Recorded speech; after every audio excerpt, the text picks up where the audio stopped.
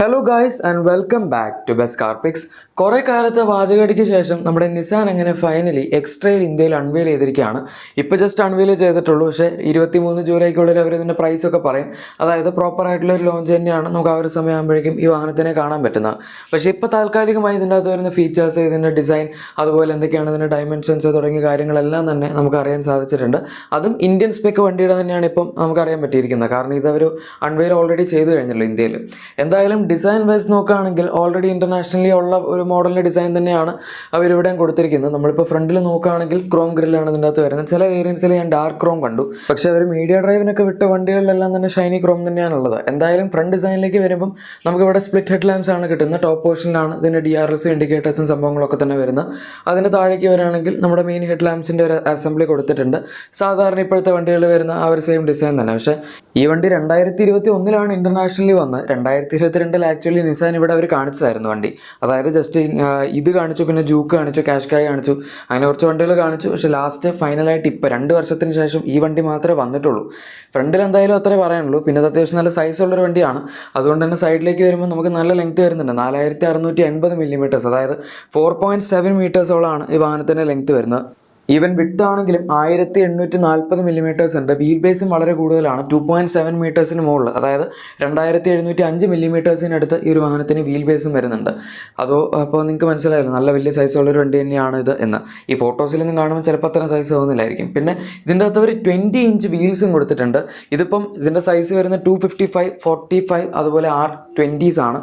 ഇതിൻ്റെ റൈവൽസ് ആയിട്ടുള്ള വാഹനങ്ങളിലൊന്നും 20 inch wheels കിട്ടുന്നില്ല. പിന്നെ ഇത്രയും 255 ക്രോസ് സെക്ഷൻ എന്നൊക്കെ പറഞ്ഞാൽ നല്ല വലിയ ക്രോസ് സെക്ഷൻ ആണ്. 45 ഉള്ള പ്രൊഫൈൽ വളരെ കുറവാണ്. അപ്പോൾ നിങ്ങളിപ്പോൾ പെട്ടെന്ന് കട്ടറി കൂടെ ചാടുകയാണെങ്കിൽ ചിലപ്പോൾ ടയർ പൊട്ടാനുള്ള ചാൻസ് ഉണ്ട്. ബട്ട് എന്തായാലും ലുക്ക് വെച്ച് നമ്മൾ നോക്കുമ്പം അത്യാവശ്യം നല്ല രസമുള്ളൊരു വീൽസാണ് കൊടുത്തിരിക്കുന്നത്. പിന്നെ ഇതിൻ്റെ സൈഡ് ഡിസൈനൊക്കെ എടുക്കുകയാണെങ്കിൽ നോർമലി ഒരു കൺവെൻഷണൽ വണ്ടിയിൽ വരുന്ന പോലത്തെ സൈഡ് ഡിസൈൻ തന്നെയാണ്. റൂഫ് റെയിൽസ് ഒക്കെ ഇതിനകത്ത് കൊടുത്തിട്ടുണ്ട്. പിന്നെ നമുക്ക് ഇതിൻ്റെ അകത്ത് മൊത്തത്തിലുള്ളൊരു സൈഡ് ബോഡി ക്ലാഡിങ്ങും പരിപാടികളൊക്കെ വരുന്നുണ്ട്. ഡോർ ഹാൻഡിൽസിൻ്റെ ഒക്കെ പ്ലേസ്മെൻറ്റ് സാധാരണ കൺവെൻഷണൽ രീതിയിൽ തന്നെയാണ്. അല്ലാണ്ട് പില്ലറിലും വേറെ പില്ലറിലും ഒന്നും മൗണ്ട് ചെയ്ത് കൊടുത്തിട്ടൊന്നുമില്ല. ഇനി ഇതിൻ്റെ റിയർ പ്രൊഫൈലിലേക്ക് വരികയാണെങ്കിൽ ഇവിടെ നമുക്ക് ഇൻ്റർനാഷണൽ മോഡൽ വെച്ച് കമ്പയർ ചെയ്യുമ്പോൾ വലിയ ഡിഫറൻസ് ഒന്നും വരുന്നില്ല.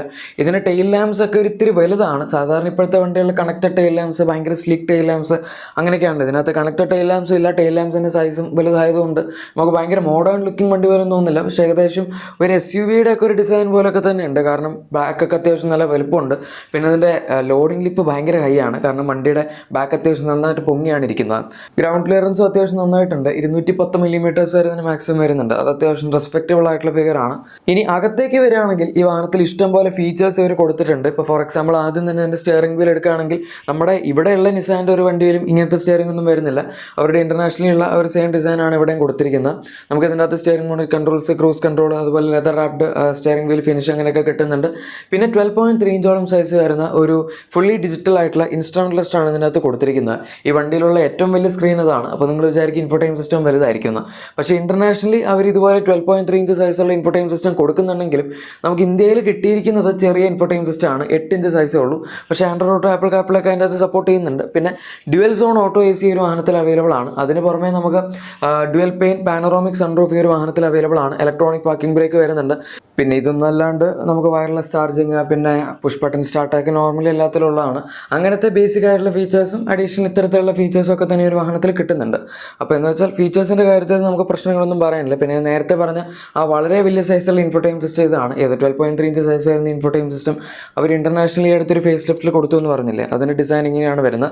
പക്ഷേ ബാക്കി സാധനങ്ങളൊക്കെ നമുക്ക് ഇവിടെ കിട്ടുന്ന പോലൊക്കെ തന്നെയാണ്. അതായത് ഡാഷ്ബോർഡ് ലേഔട്ടിലൊന്നും അവർ വലിയ വ്യത്യാസം വരുത്തിയിട്ടില്ല. സെയിം ലേഔട്ട് തന്നെയാണ് നമുക്ക് ഇന്ത്യയിലും കിട്ടുന്നത്. എന്നാലും ആ പുതിയ ഇൻ്റർനാഷണൽ വന്ന ഫേസ് ലിഫ്റ്റ് ഇവർക്ക് കൂടെ തരായിരുന്നു. അറ്റ്ലീസ്റ്റ് അവർ ഗ്ലോബലി ഇറക്കിയതാണല്ലോ.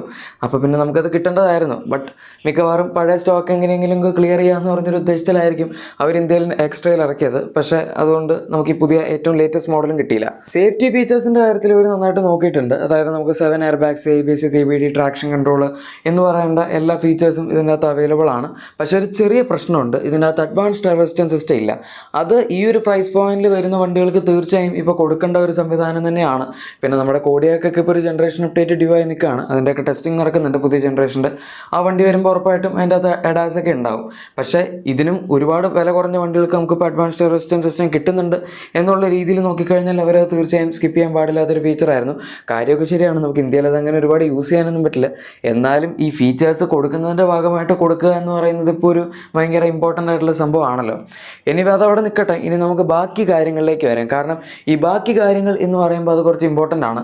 ആദ്യം തന്നെ ഈ വാഹനത്തിൻ്റെ സീറ്റിംഗ് കൺഫിഗറേഷൻ. ഇൻ്റർനാഷണലി ഇത് 5 and 7 സീറ്റർ ലേഔട്ട്സിൽ അവൈലബിൾ ആണ്.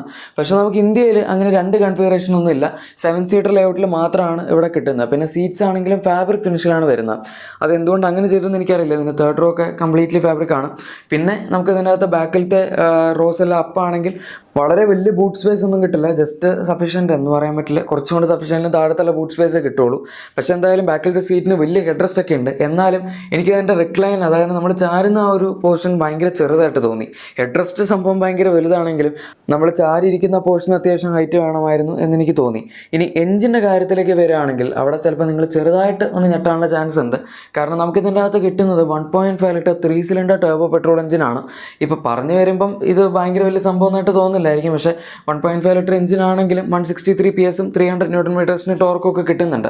ഇൻ്റർനാഷണലി ഈ എഞ്ചിൻ പക്ഷേ കുറച്ചുകൂടെ പവർഫുൾ ആണ്. 200 PS അടുത്ത് പവർ കിട്ടുന്നുണ്ട്. നമുക്ക് ഇന്ത്യയിൽ പക്ഷേ ഇതിൻ്റെ കുറച്ചുകൂടെ ഡീറ്റ്യൂൺ ആയിട്ടുള്ള വേർഷനാണ് വരുന്നത്.